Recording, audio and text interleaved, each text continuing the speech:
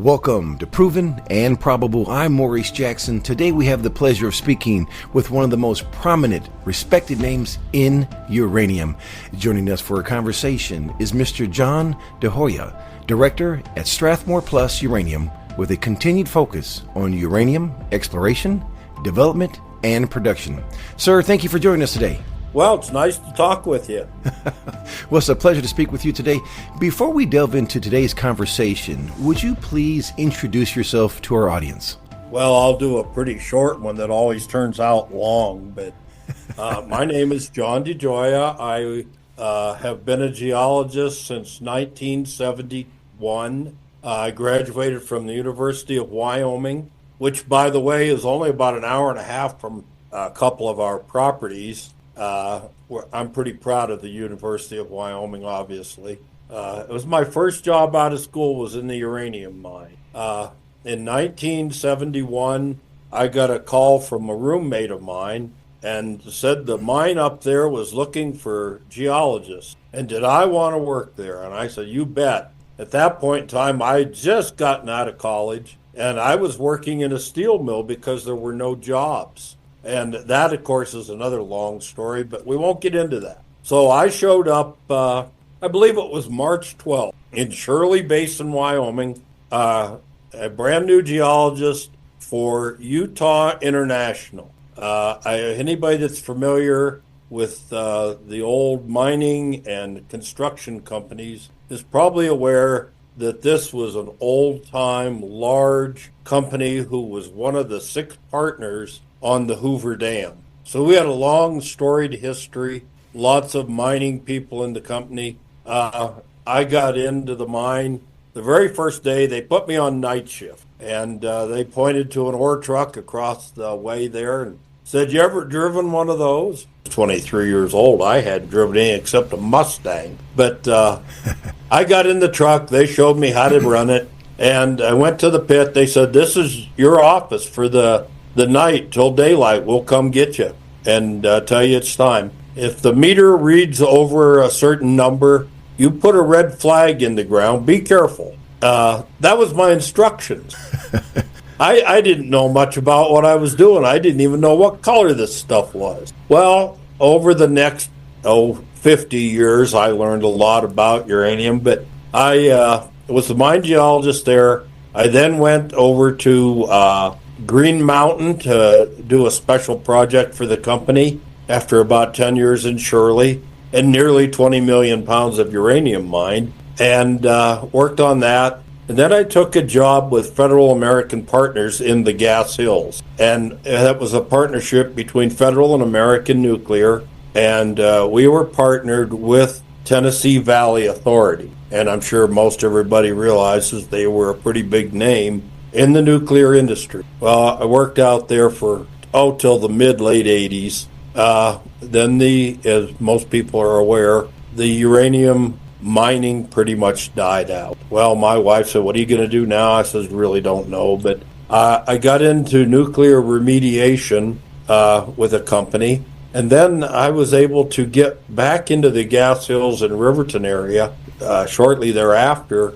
And I did the UMTRA, Uranium Mill Tailings project that I had designed when things were shutting down. I got on there, worked UMTRA for a while. I then was working for Morrison Knudsen, and I got transferred over to Los Alamos National Laboratory, to INEEL, Idaho National Engineering Lab. Worked there for a while, then I got transferred down to Los Alamos National Lab. I did nuclear remediation there. I even did the decontamination and decommissioning of a small reactor for the lab. So when you say you've done a lot of different things in the industry, they're right. I've worked from geology, engineering, land, title, environmental, did a lot of permitting, clear up through decontamination and decommissioning. I also worked on the Department of Energy Fuel Reprocessing Center at INEL. So I acquired quite a varied background. I got in with the original Strathmore and Dev in about 2005. And then we had another surge in the cycle downward, we divested. We'd spun out Fission. Dev took over that part of the group up in the Athabasca. I kept in touch for years. And then about 2.5 years ago, he called me and asked me what I was doing and said, well, I'm retired. He said, no, you're not. I need some help. And I agreed to help Dev. I don't take a salary. I do get some stock, but I don't take a salary. And I also now help him with F3 and F4 in the Athabasca. So that's my 50-some-year career in 5-10 minutes. Well, there's something you missed that I believe is paramount to this discussion as well.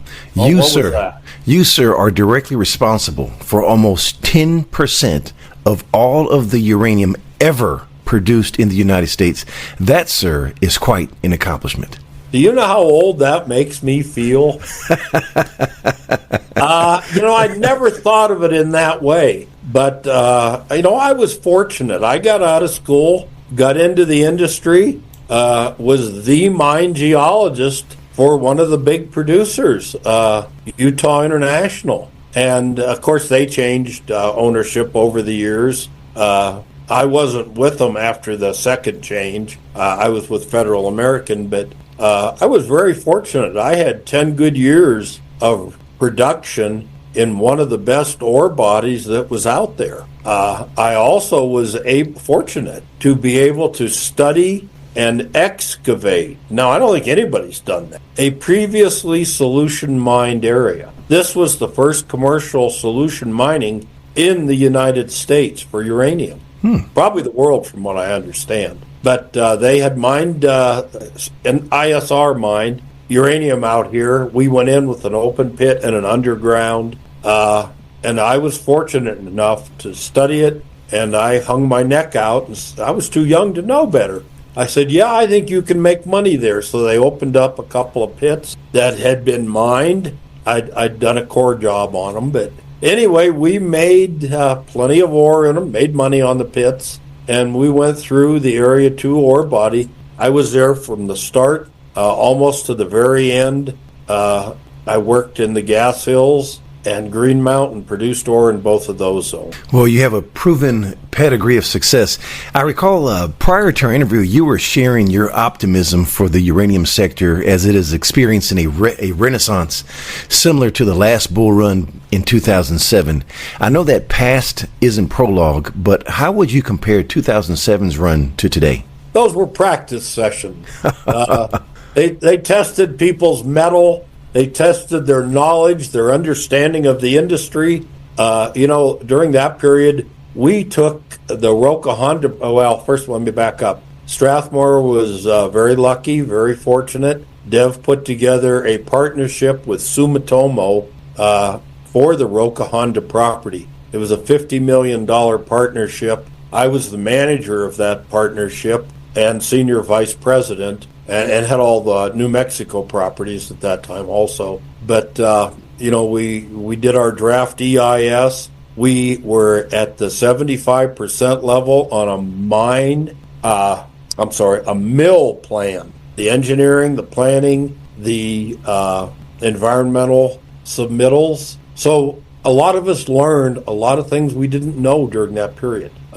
We also learned about the marketplace. We learned about the world. If you recall, in looking at my career from the time frame, we had 3 Mile Island, which basically destroyed the market and the industry. And then along came Chernobyl. That didn't help any of us. And then when I'm working with Sumitomo Corporation as a partner, we had Fukushima. And what an absolute travesty to the whole world. I mean, it was horrible. I toured over there with our partners, saw what happens when things go wrong. And the thing that went wrong was nature. And I wake up every morning wondering, how's the world doing today? So I look at that period as a learning period for all of us. We got some of us very good at permitting, design work, remediation, and we also learned what it takes to persevere. It's not like being in the auto industry and saying, well, we'll get through this little recession. We had to overcome, and still have just barely done it, the biggest obstacle, and that is public opinion. Mm-hmm. Now, for a whole industry to learn this, some didn't, some left the industry totally, but that is the one thing I think we all got out of it, was an appreciation for nature and the public. Well said there. The price of uranium recently hit over $100 per pound, but the price has cooled off to about $85 right now. What is causing the price to decline? And is this a temporary pause, or will we continue to see the uranium price decline? I like to think of it as a stair step with landing. You know, if you're in a big industrial building, you know, you might have a 30-foot ceiling and you've got 8-inch stairs and you have to land somewhere. Basically, it's good for you. It allows you not to have a heart attack, not to do something silly, stumble and fall. But I look at it as a stair step to our ultimate success. I'm sorry, I know that sounds pretty darn simplistic, but that's what we're seeing. Or a gentleman asked me a couple weeks ago, where are we in the ball game? I said we're in the second inning. Okay, second inning. Second inning. We've got breaks. You know, we're going to stand and stretch, but this is going up. We're going to finish the game. We're going to see new ways of looking at the ore body. Well, we're going to see some home runs is what you're sharing, and also some grand slams. Somebody, well, you know, we have to build these things. And right now, you know, okay, well, let's say it went to $200. Well, it wouldn't significantly affect today's production. Interesting. Can you expand on that for us? Pardon? Can you expand on that for us? Yes, I'd be happy to. We're not ready there. We don't have the mines.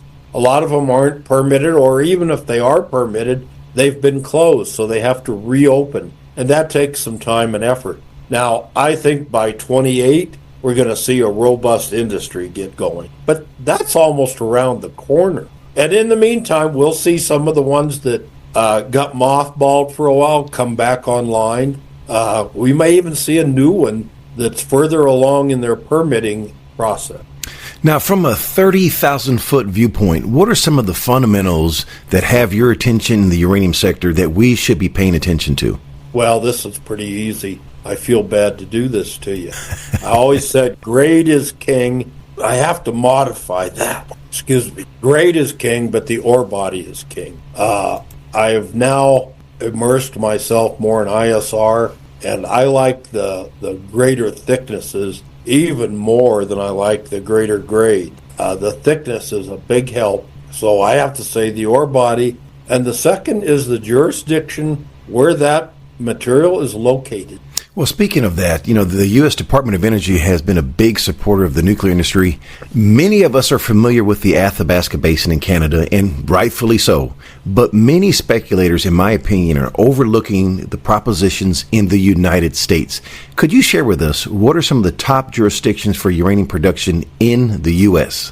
Well, the top jurisdiction from a purely resource standpoint is still New Mexico. We've got tremendous ore bodies out here, but the economics aren't there, and more importantly, the political stance of the residents isn't there. So, you know, I look at New Mexico as taking a lot of work, and it'll take the whole 4 years before we change anybody's mind here. So, having said that, what's the next best place? Well, from an ore body standpoint, I still put it back in Wyoming. Texas is good from a standpoint of acceptance by the public and ability to get the permitting done, but Wyoming has the acceptance by the public and the good ore body. And I feel confident saying ore body. I know that's a verboten term now, but these things are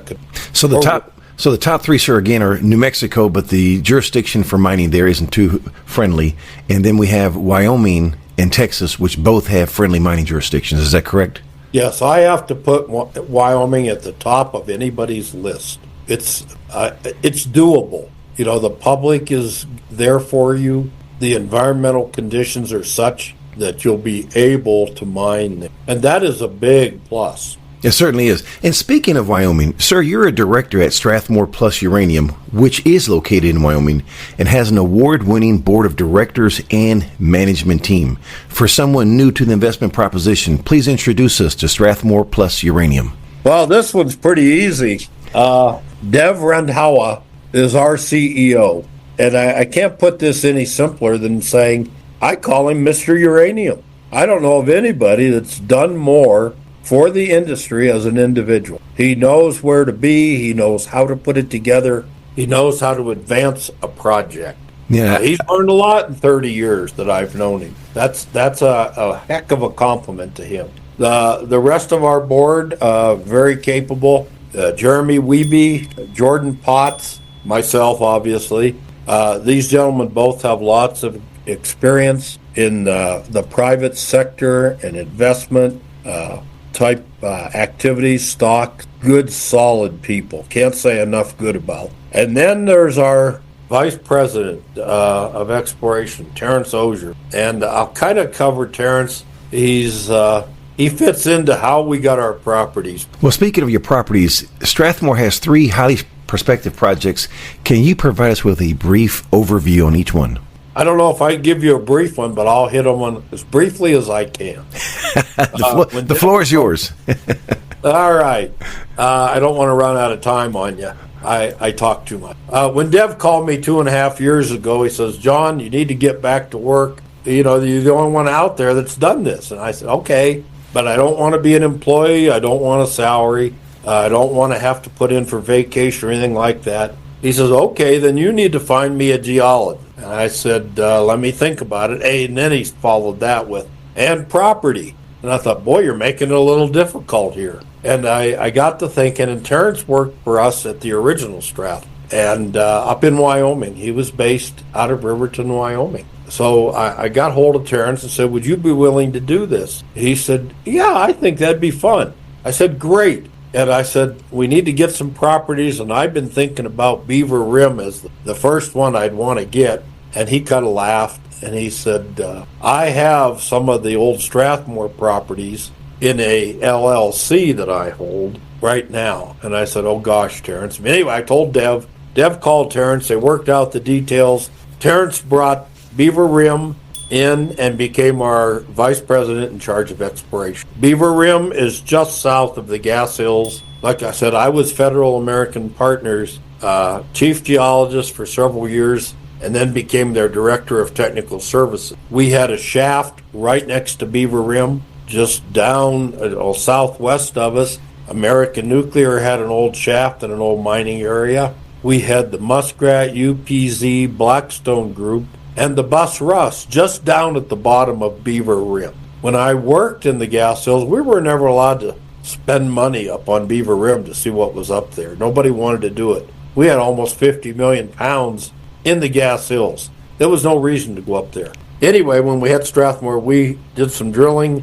Terrence was on that drilling, found some stacked roll fronts in the area, and was able to bring that to us at Strathmore Plus. And then once Terrence was hired, I worked with him. And Dev, of course, said, where else can we get some property? And I said, I used to work out in Shirley Basin. And I don't think they ever got rid of all that land on the west side of the main highway, which was just a couple of miles from the UR Energy operation. And he said, well, let's see if it's open. Well, Terrence found out that some of it was open. We acquired it. And then Dev, never to rest on his laurels, said, we need another one.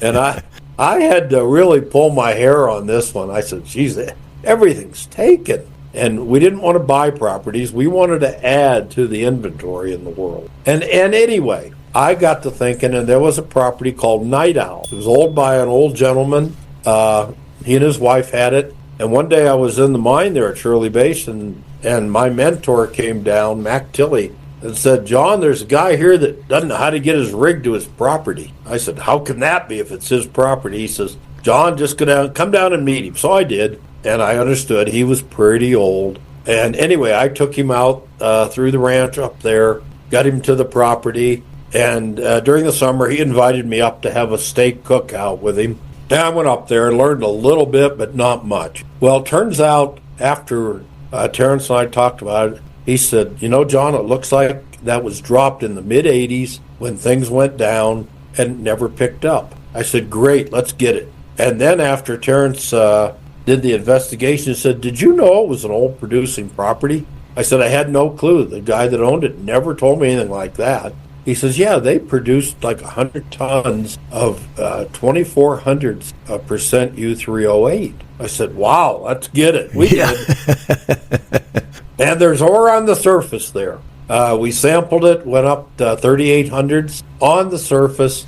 So we then had 3 properties. And of course, Dev and I were, and all of us were excited to have ore on the surface so you can go out with a pickup truck and load it up. Well, what are we going to do with it? Well, UR Energy has a licensed operation. They have our old Utah International shop, Lube Bay, all the facilities there. And that's when we started talking to John Cash with UR Energy. And we thought, well, you know, maybe we'll do a little heap leach there and we'll put it inside the shop or something. And that's how we got acquainted with John Cash. But anyway, we did a little bit of drilling. We did geophysics up there, identified some targets, weren't able to locate them at depth. We're going to do some more geophysics this summer and some chemical studies on it.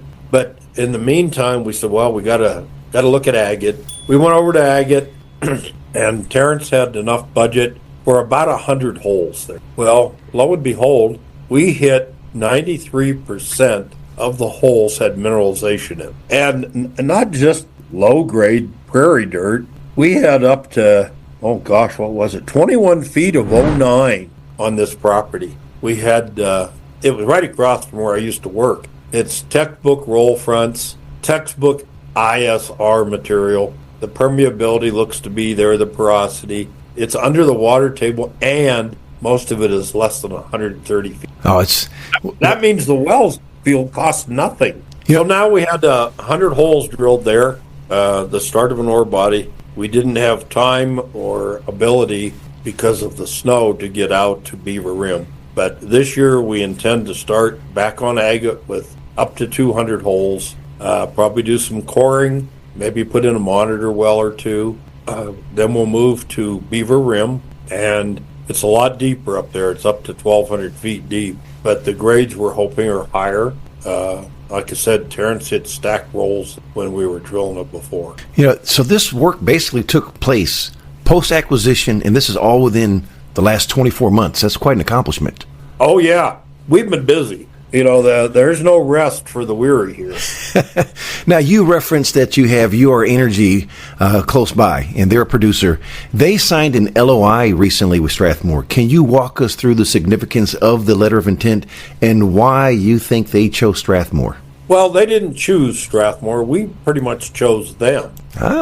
Because, and in the meantime, we've gotten to know them. What a great bunch of guys. If I were to pick somebody to mine my ISR property, it would be them. We've toured their plant. We've talked to their people. We've seen their facilities. John Cash is top drawer. But anyway, now we're in kind of a symbiotic relationship, and we hope to get an agreement in place where we produce through their plant in Shirley Basin. It's only a couple miles across the highway. I don't even think we put in a pipeline. I think we just truck it over. But we are, you know, they announced last week they're going to build out their satellite plant there, which means we take a big piece of the permitting time and economics out of our mountain. Well, this is a big feather in your cap there for Strathmore. Certainly is. It's good for them too. We will allow them to even out their production. You know, having been in the mine, that's one of the biggest problems. You know, 1 month you've got high grade coming in, and the next month you're wondering what you're going to feed. It's nice to have somebody across the highway and say, start trucking. There you go. So to put this in some perspective for us here, Strathmore's projects are in the right jurisdiction, at the right time, with the right team, whose projects have been validated by a uranium producer in UR Energy.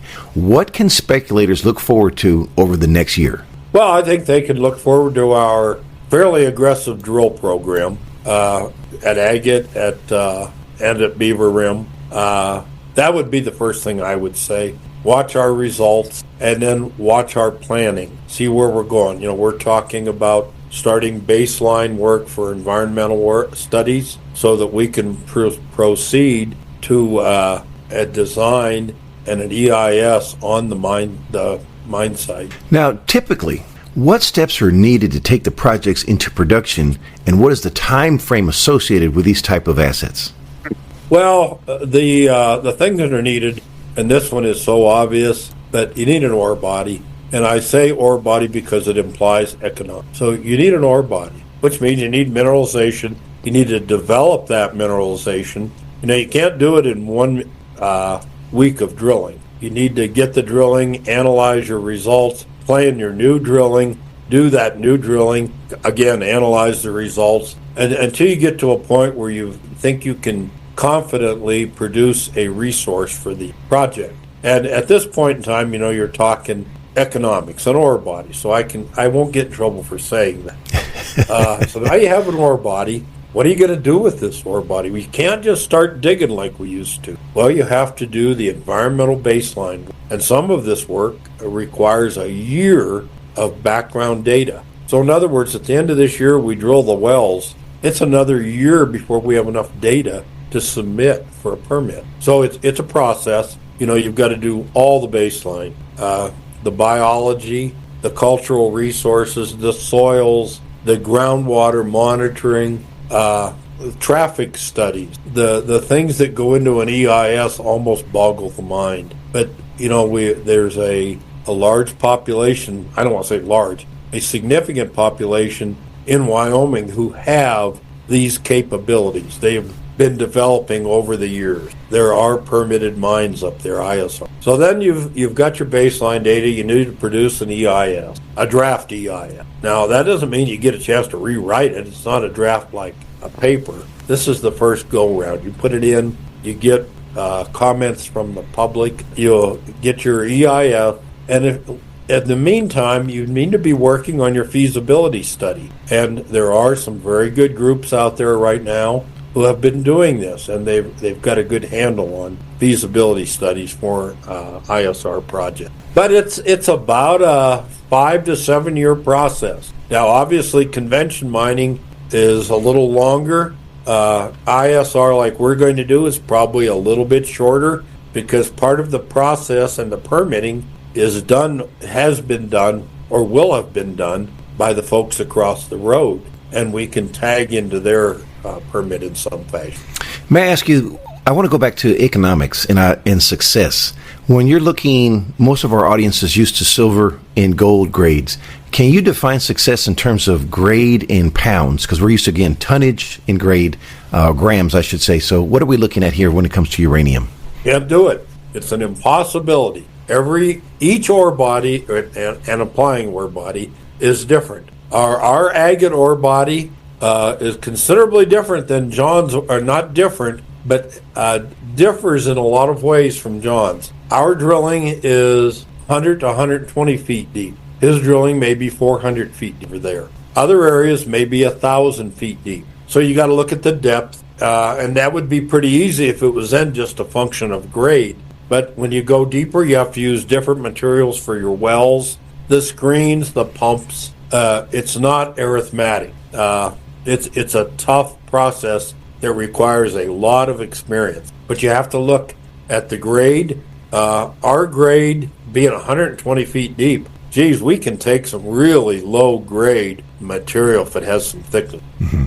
We are actually talking of just saturating the whole zone between the aquitard. But every ore body is different with lots of things included. When we were doing Roca Honda, and I'll just go through a really rough one, we had an estimate of around $35 million, and then we threw a mill on top of that. We were looking at $50 million over a 5, and then when we added the mill in, 8-year period. Now, the economics were there for that ore body. It was high-grade underground, but it was an underground, much more capital intensive, and it had a mill involved. Mills are very, very difficult. We only got a couple of old ones here in the States. Roger that, sir. Last question for you today, and that is, Sure. What did I forget to ask? Well, you know the question I would ask if I were you. Yes. I hate to give you a question like this. Why are you with Strathmore? All right, sir. Why are you with Strathmore?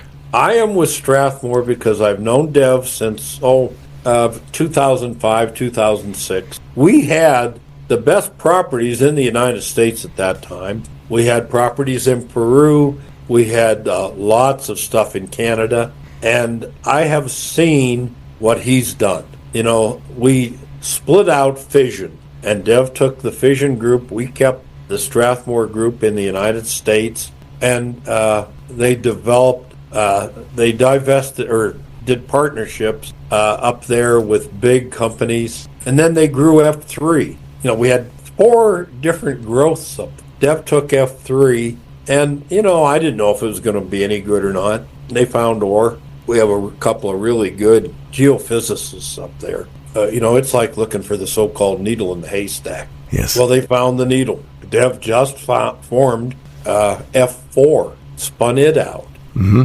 You know, why am I with Strathmore? You know, I'll just sum it up in 2 words. Dev Rendhauer. There you have it. And I couldn't agree with more with you. I've had the pleasure of meeting Mr. Rendhauer, and he is, as you would say, I'd put him in that category of Mr. Uranium as well as yourself. Yeah, I hate to pat myself on the back, but, you know, when you said 10%, I thought, oh, that can't be. But, you know, you're darn near, it's probably pretty close. Yes. I think my numbers were 250 million pounds of uranium have been produced in the U.S., if I'm not mistaken. And okay, so I might be like 7 or 8%. Well, you're right there. That's still quite an accomplishment. You know, and I was so fortunate to be able to, my first job, real job out of school, and then to work in the pit. You know, we hired 3 geologists the same day when I showed up. One went on and transferred to the exploration group. Another one said, I'm getting married, I can't live in Shirley Basin. And I basically inherited the Shirley Basin mine. And I got a tremendous mentor, Mr. Mac Tilley. Mac has passed, but he took me under his wing. He was an underground expert. He had worked in the original solution mining, was one of the leads there on that, and was now involved in the open pit. And Mac basically raised me, taught me how to get along with miners as well as normal people. Oh, that's got to be a challenge. I'm forever grateful for Mac Tilley and Dev Rendhauer. Well, that's good to show appreciation for relationships that have helped you in your career and your success. Ladies and gentlemen, for more information regarding Mr. Dejoia and Strathmore Plus Uranium, please visit the website strathmoreplus.com. Sir, it's been a pleasure speaking with you. Wishing you and Strathmore Plus Uranium the absolute best, sir. Well, thank you very much. It's been a joy. The information presented on Proven and Probable is provided for educational and informational purposes only, without any express or implied warranty of any kind, including warranties of accuracy, completeness, or fitness for any particular purpose. The information is not intended to be and does not constitute financial, investment, or trading advice, or any other advice. You should not make any financial, investment, or trading decision based on any of the information presented without first undertaking independent due diligence and consultation with a professional broker or competent financial advisor.